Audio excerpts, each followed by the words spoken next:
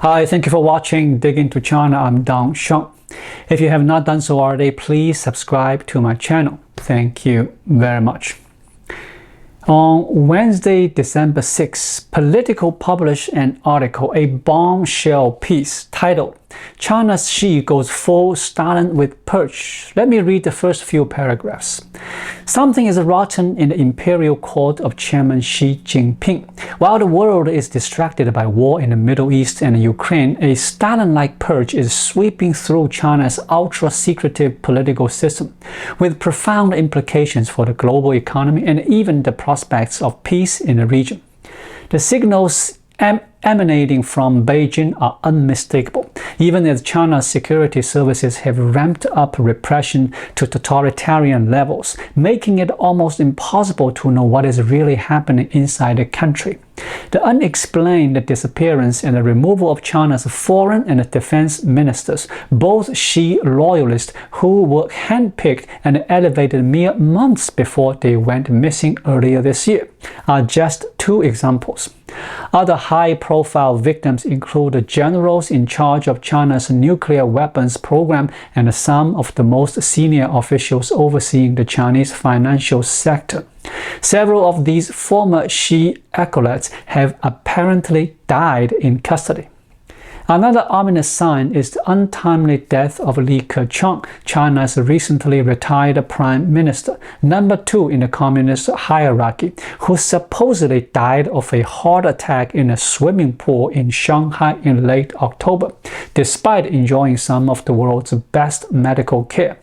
Following his death, Xi ordered the public mourning for his former rival be heavily curtailed.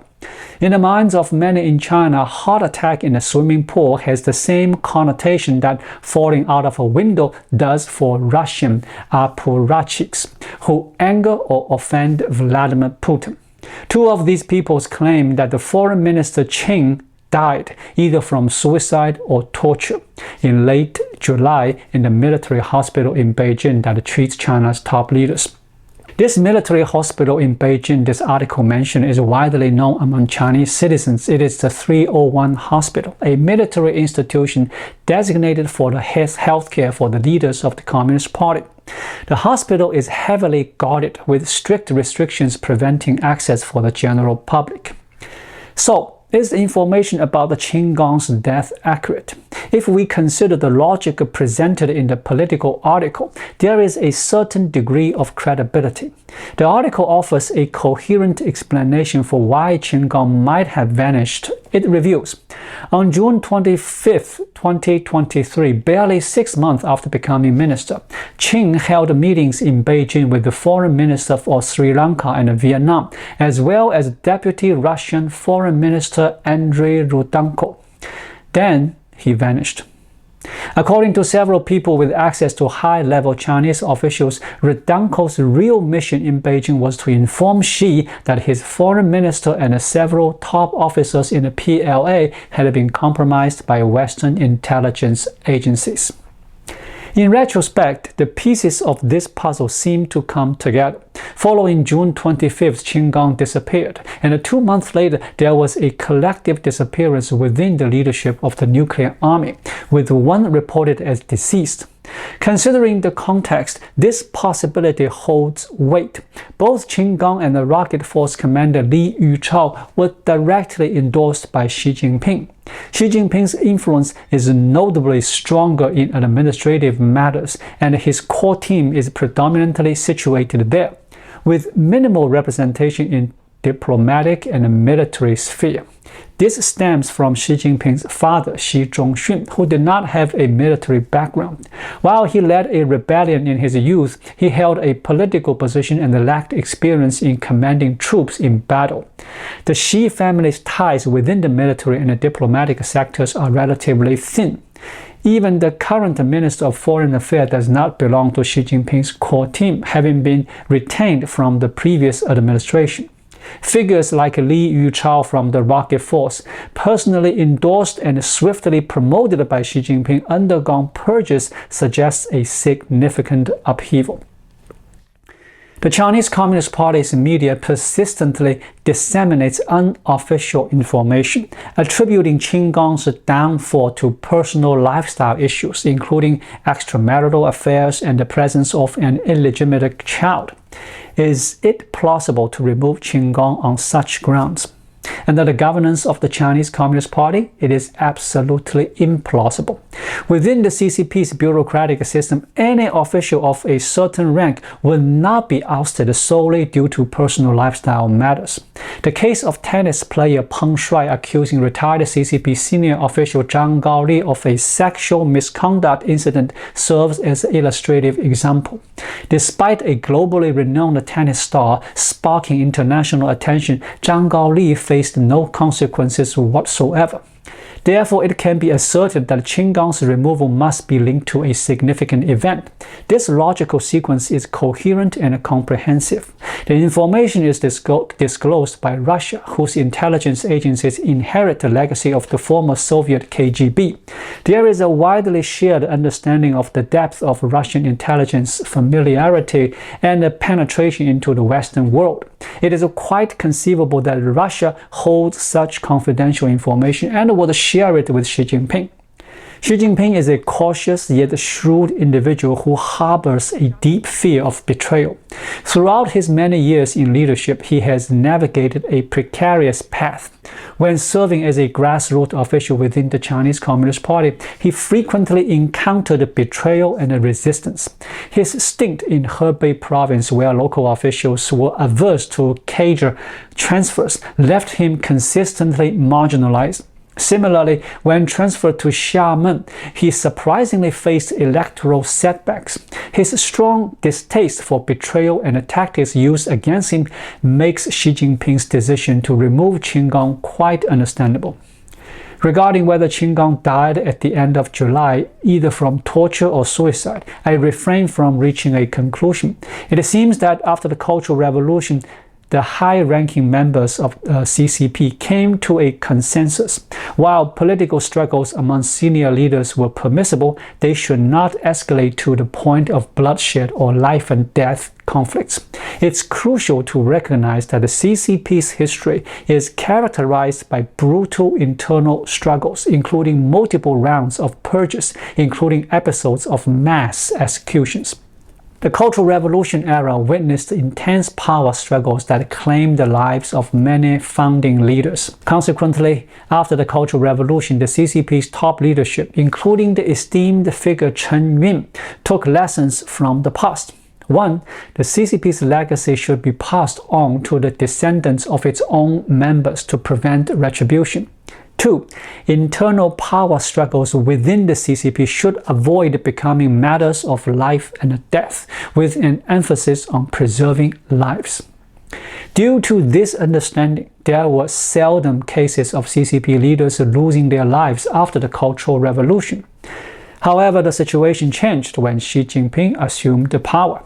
Xi Jinping doesn't hesitate to put his adversaries in life-threatening situations. He has no qualms and can make his opponents vanish from the world. Why am I still reluctant to affirm Qin Gang's demise? Has Xi Jinping taken decisive action? Currently, we cannot confirm this because for major cases like Qin Gang's, a 6-month time frame is simply insufficient. It is implausible to conclude such investigations in half a year, especially when they pertain to national security and involve high-ranking officials like the Rocket Force Commander and the Minister of Defense. In addition to Qin Gang, 6 months is insufficient for these complex matters. Presently, there are reports from foreign media claiming that Qin Gang has passed away. Can the CCP arrange for Qin Gang to make a public appearance and refute these rumors? Within the CCP system, no information or appearances for Qin Gang will be made until the case is resolved, assuming he is still alive. The CCP typically doesn't prioritize such matters. When will clarity emerge and the situation settle? It might take a year. Qin Gang disappeared after June 25th, and it has been 6 months since then. The initial phase of a case like this generally takes approximately 9 to 12 months. In essence, if we receive updates about Qinggang in the next 3 to 6 months, it would suggest inaccuracies in Politico's reporting. If by June 2024 there is still no information about Qinggang, then it means he is no longer around.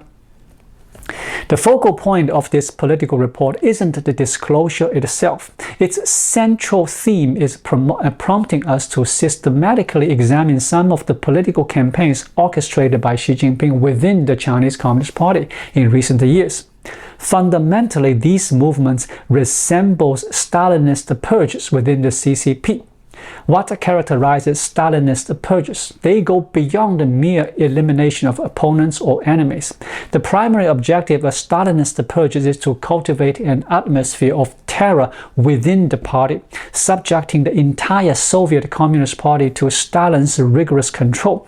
Absolute loyalty to Stalin is demanded from every member of the Soviet Communist Party. This encapsulates the essence of Stalin's purges, which included the systematic elimination of those in proximity, achieving the intended effect. This political article shifts our perspective away from the narrative of Xi Jinping's anti-corruption efforts or the removal of political adversaries. Xi Jinping is portrayed as more complex than initially perceived. Having concluded this campaign against political opponents, he has now turned to eliminating individuals within his inner circle. The rationale behind targeting those close to him is to instill a terrorizing effect akin to Stalinist purges, bolstering his authoritarian control.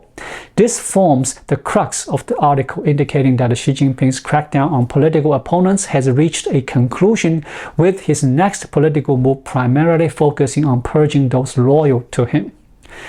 Consider the individuals Xi Jinping has named, whether it's Qinggang, Li Shangfu, or the rocket force commander. All of them are unwavering loyalists to Xi Jinping. There is no question of them showing disrespect to Xi Jinping, and Xi Jinping doesn't harbor any mistrust towards them.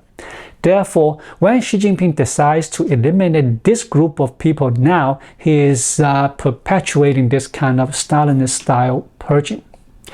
A short while ago, CCDI, the Central Commission for Discipline Inspection, published an article explicitly criticizing the Ministry of Foreign Affairs, indicating instances of diplomats being influenced by bribes. This aligns with the central revelation in Politico's article, asserting that Qinggang was compromised by Western intelligence agencies. The same article suggests that high-ranking officials in the rocket force were also subjects of bribery simultaneously. Consequently, Politico's piece is not implausible and holds a certain level of credibility. The CCDI's article essentially serves as confirmation that Qinggang's downfall is not attributed to personal conduct, but rather to external influences. If Qinggang were indeed compromised, who might be responsible for the compromise? The allegation of bribery within the rocket force raises questions about the identity of those involved and the nature of the leaked classified information. The issue holds immense significance. Consequently, when we ponder why Xi Jinping suddenly shifted his stance towards the West and the United States, it's plausible to link it to the potential intelligence breach, exposing vulnerabilities within the CCP's external defenses. Xi Jinping's once overbearing demeanor appears to have been humbled, and his abrupt diplomatic softening possibly driven not only by economic challenges but also by a significant political setback. Thus, the official position of the CCP's Central Commission for Discipline Inspection from a different perspective lends support to the narrative presented by Politico article. This time, it's Russia playing the informant role, and I find this matter to be more than just idle gossip. It has credibility. To illustrate, the CCP once alerted Kim Jong-un about his uncle's alleged betrayal, leading to a public execution. Such mutual informing aligns with communist logic as they safeguard their authoritarian rule collectively. If Kim Jong-un were to face uncertainty, it would be unfavorable for the CCP, and they would likely share such information. Now, if Russia possesses this intelligence and shares it with Xi Jinping, Moscow stands to gain, considering Xi Jinping's cautious support for Russia amid international pressure. From the Russian standpoint, strengthening ties with Xi Jinping becomes a priority. Hence, Moscow utilizing this information could naturally result in an increased level of support from Xi Jinping, fitting into their communist and authoritarian logic of solidarity. Therefore, Qin Gang's involvement in this espionage, connecting him to a leak, sheds light on the explosive conclusion of this report. The title of the Political article, China's Xi Goes Full Stalin with Purge, aptly captures the essence. Thank you for watching. Please leave a comment and subscribe to my channel. Just click the subscribe button right here. I'll see you again shortly. Until then, be well.